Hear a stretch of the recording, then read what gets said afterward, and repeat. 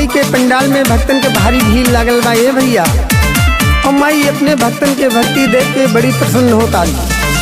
और माई के प्रसन्नता देख के भक्त कहता,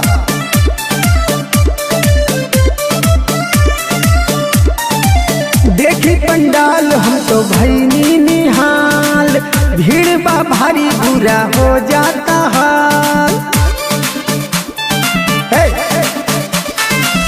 देखी पंडाल हम तो भैनी निहाल, भीड़ बा भारी बुरा हो जाता हाल।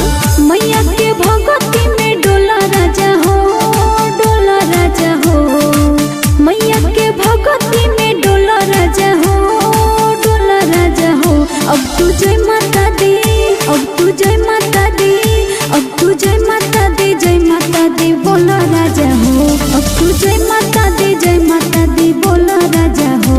तू जय माता दी, जय माता दी बोला रानी हो। तू जय माता दी, जय माता दी बोला रानी हो।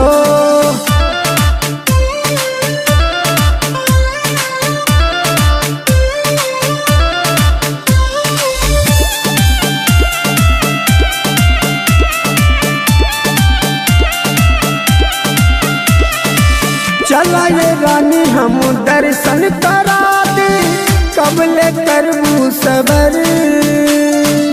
साल भर में आवेली मैया, जिंदगी जाई सवर।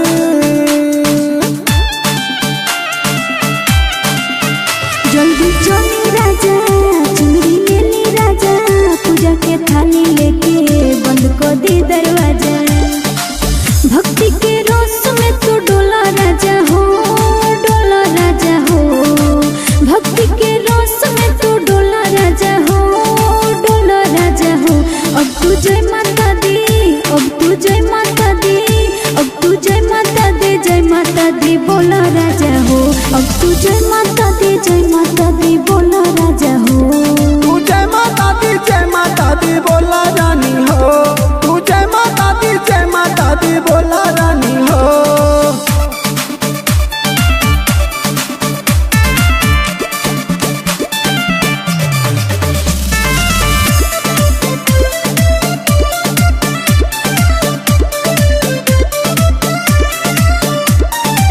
धीरे तू चला हमार हाथ धराई, नहीं तो जइबू बिछड़।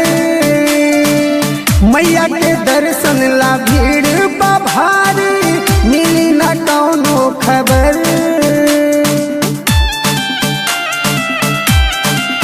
राजा जी टेंशन छोड़ी, हथवा दोनों जोड़ी, मैया के नौकरी में हम आके भूलाएं थोड़ी। ले लो प्रसाद अनमोल राजा हो, अनमोल राजा हो। ले लो प्रसाद अनमोल राजा हो, अनमोल राजा हो। अब तू जय माता दी, अब तू जय माता दी, अब तू जय माता दी, जय माता दी बोला राजा हो। अब तू जय माता दी, जय माता दी बोला राजा हो।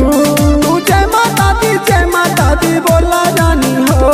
तू जय माता दी, जय माता दी बोला रानी हो। आर के रिकॉर्डिंग स्टूडियो गोपालगंज।